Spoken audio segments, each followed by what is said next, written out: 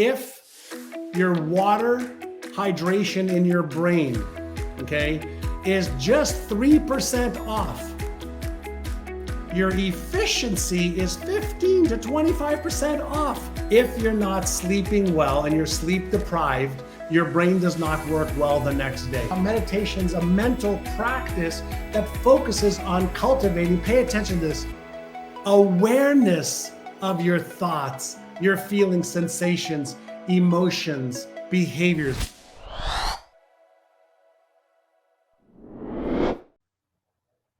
So how do you get your brain to perform at optimal levels?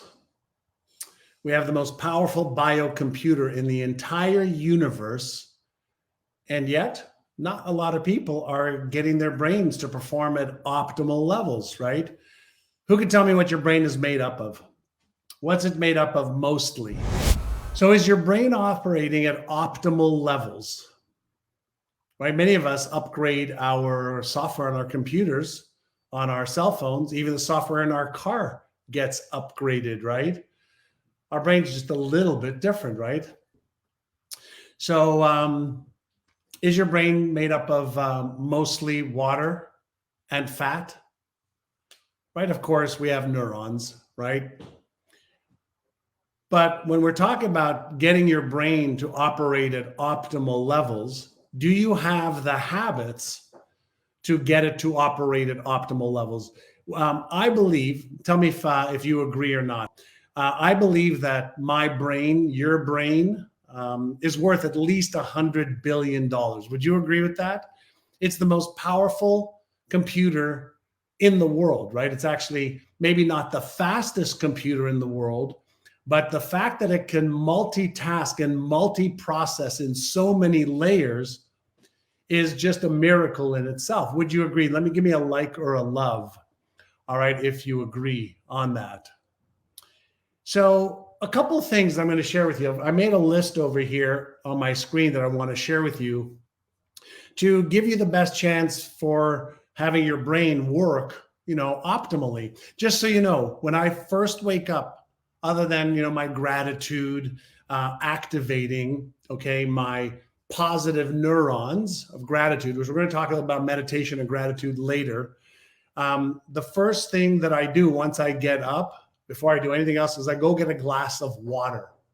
And it's part of my healthy brain, okay, protocol, healthy brain protocol. So I want to talk to you about 10 different things that will help you. And let me know how many of these things you actually do. So let's talk about nutrition. Are you aware that your brain uses over 25% of all the calories? It's only about 3 pounds. Your brain's only about 3 pounds, but it uses 25% of all of your calories. So let me ask you a question. Do you have a healthy, balanced brain diet, rich in low glycemic foods, low glycemic, not high glycemic. Low glycemic is fruits like berries, okay, that give you the fiber and the sugar that you need, the glucose. Your brain runs on glucose, right? It's a glucose eating machine. All food that you eat converts to glucose, and then glucose, okay, is then used by the brain. So we need some really healthy fruits. Really good cruciferous vegetables are really good. Whole grains, lean proteins, okay, is something that your brain needs. But there's two other things that are really, really critical. All right, number one is water. Water. I always have water, okay, with me. And I'm actually going to ask Paige to fill it up for me. I already had 2 glasses this morning, and it's only 9:30. So water is phenomenal for the brain because it increases the ability for the electrical signals to travel across the synapses. So water is a conduit. And if your brain is using 25% of all of your calories, right, then you want those calories to be used for optimal brain functioning. which leads me to another thing that our brains need, and that is omega-3. There's omega-3, omega-6, omega-9 fatty acids, right? Our brain's made up of a lot of fat. So you need omega-3 fatty acids, okay?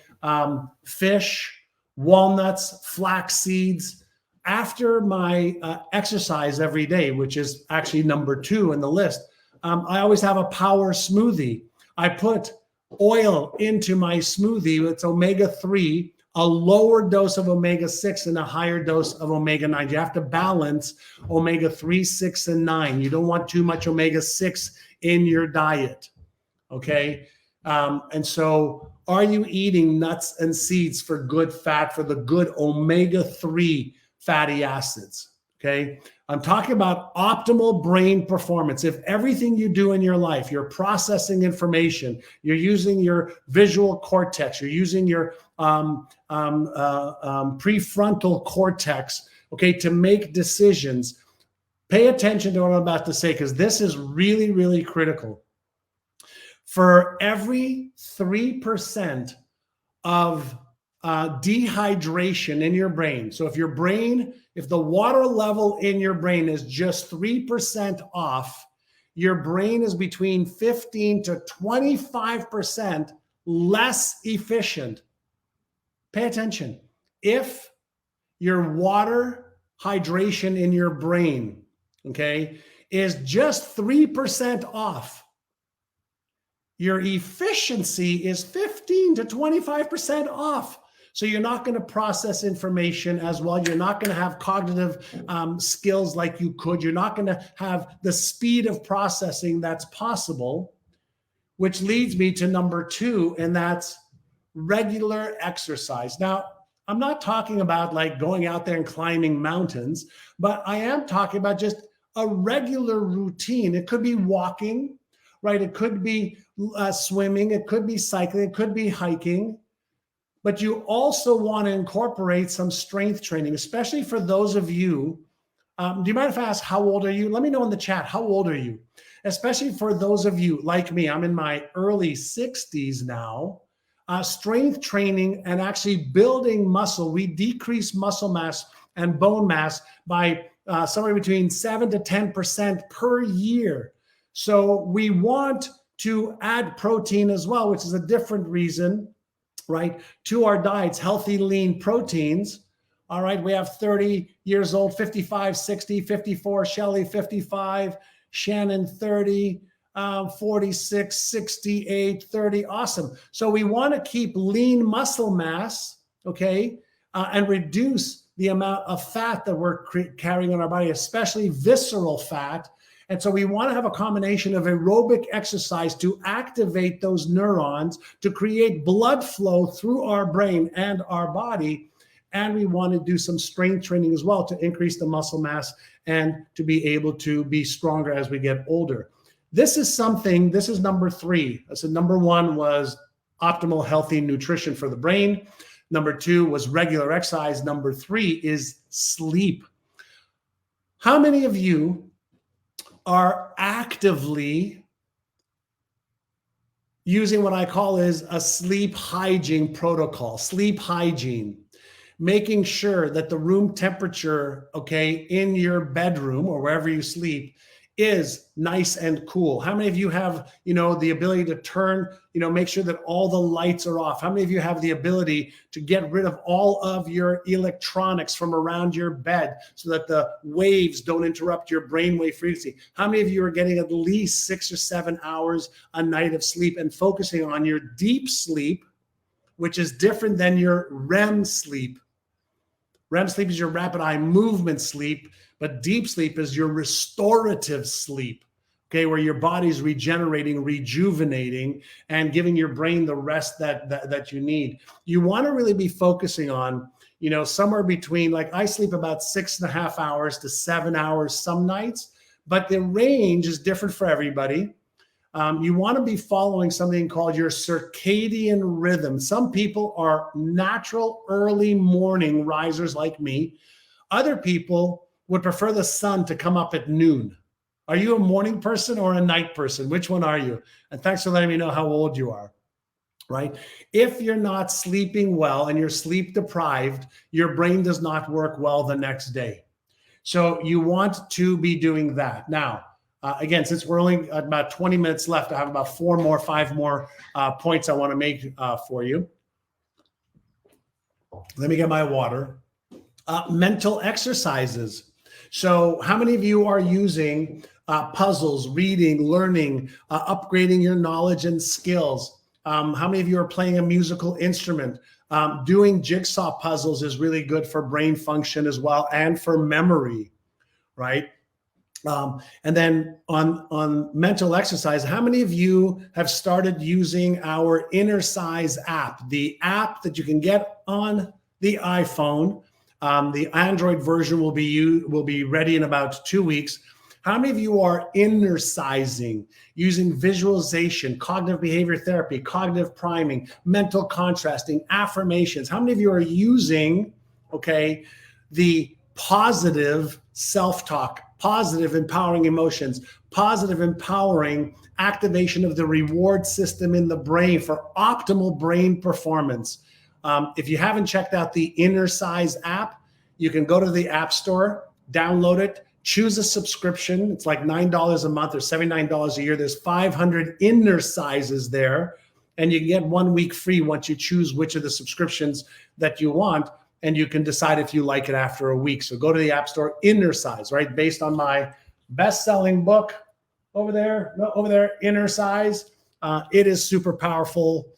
Tons of 5-star reviews. So number 4 is mental exercises, okay, to optimize your brain's performance. Number 5 is meditation and mindfulness. They're actually 2 different things, okay? 2 different things, okay? So what is meditation? Can anybody tell me, what do you believe meditation is? Right? What is the definition of meditation?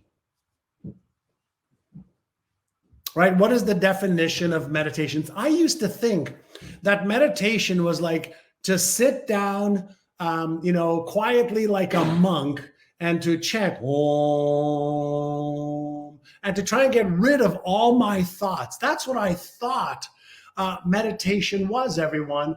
And I want you to think about meditation as a mental practice that focuses on cultivating, pay attention to this, awareness of your thoughts, your feelings, sensations, emotions, behaviors. Meditation can be used for awareness. Meditation, okay, can be used to get higher connectivity to this field that we're all in. Meditation can be used to be able to concentrate. Meditation can be used to clear your thoughts. So don't think of meditation as one thing. There are literally hundreds of different meditations that you can do. Let me give you an example that most people don't think about.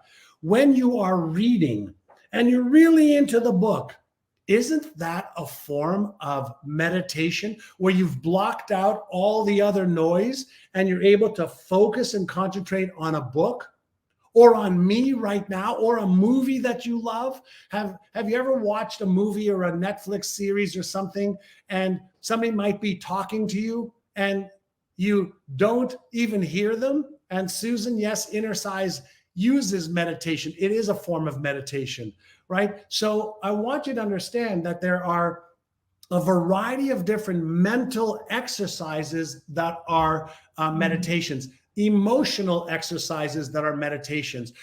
You can sit there quietly if you like, all right, and pay attention to all of the different thoughts that you have. That awareness is meditation. You can choose to release them. That is a form of meditations. You can get so quiet that you have zero thoughts. That's a more advanced form of meditation, but you have to practice the meditation. And there's a variety of different types. There's mindfulness meditation, which started off as a Buddhist tradition. And it's the one that you're paying attention to your thoughts, emotions, feelings, sensations, and then you're just allowing them to be without judging them, blaming them, or giving them any meaning. Just be aware of thoughts. We have 6,200 thoughts a day. Not everyone, you need to focus on. There's what I call as concentration meditation. And so, for example, you could do open eye, introspection meditations where you're concentrating internally, interoceptive meditation where it's an internal focus. You can do exteroception, outside of you. Pick a spot, take a look at that spot and focus and concentrate only on that spot. That's exteroception. Then there is transcendental meditation. Just before, I shared, the chant Om, O-H-M, Om. You could sit and breathe in through your nose, focus on the breath that's entering your nostrils, right? And then as you exhale, blow out like you're blowing out through a straw, if you like. That's one type of meditation, but transcendental TM meditation that was brought to the United States by Maharishi back in the 50s or 60s, is taking a mantra like Om, and you breathe in, and then you breathe out just as a way to focus your attention on this sound. Om. Now, as you're doing that, it can be It doesn't matter what the sound is or what the word is, right? The art of just breathing in and then hyper focusing on a word or a short sentence creates concentration. Now, if you did that for 3 or 4 or 5 or 10 minutes, you can actually just stop, and you would almost stop breathing because you would be in such a beautiful brainwave frequency where you have calmed your brain down in order to be able to be in that quantum field. So that is transcendental meditation. There's loving kindness meditation. There's Zen meditation where you could be seated or moving and you're just observing how you're feeling and what you're experiencing without the judgment part of it. What am I thinking? What am I feeling? Why am I feeling this? What am I thinking about this? There's chakra meditations where you can focus on a variety of different chakras, the energy centers in the body, and you can focus on balancing these chakras, right? All we are is made up of energy, right? So if we're made up of energy, can I fluctuate and move the energy in my body, like with, Tai Chi Chuan, okay, a Chinese martial art. There is yoga and yoga practices where you can be moving using the breath, right? And using breathing exercises, a variety of different breathing exercises, breathing exercise for energy. There's breathing exercises for awareness. There's breathing exercises, or I call it innercises, right? For focus and concentration. There's breathing innercises for calmness. So the breath can be used to get the brain to optimally work. Does this make sense so far? And if you like meditation, which I do every day, it reduces stress, anxiety, depression, improves emotional well-being, increases IQ, improves attention, focus, awareness, a sense of relaxation and peace. It allows you to calm down but not have to slow down. So when we're talking about the human brain and we're talking about getting it to optimally work, I'm going to start off for those of you that just joined is a healthy nutrition, a balanced diet with water, omega-3 fatty acids, lean fats, regular exercise. And I'm going to read off the list that I created: adequate sleep, mental exercises like innercises and the app that we have in the App Store, mindfulness, continuous learning, social connections, managing your stress, limit multitasking. This is a big one. Limit multitasking. Many people think that you can do 2 things at a time. All the new research has shown you don't multitask. You actually start and stop different things. And people who like to multitask a lot are 25 to 50% less efficient and effective as people who do not multitask. People who just do one thing, finish it, do the next thing, finish it. So what else can you do for optimizing your brain? 14 years ago, I stopped drinking alcohol. In my case, I was drinking too much wine every night, so I just stopped. I don't smoke. I never have. I don't eat processed foods. I limit my refined sugars. Every once in a blue moon, I might have a donut or I might have a chocolate bar every once in a blue moon. I don't drink sugary beverages. I don't eat high fat or sugary snacks. These are all part of what I call are my deliberate proactive protocols to get my brain to help me achieve the goals and dreams that I want in my life. Hey, this is John, and if you liked that video, watch the next video because it is packed with things that you can do right now to achieve success way faster than. Hey, this is John, and if you liked that video, watch the next video because it is packed with things that you can do right now to achieve success way faster than ever before.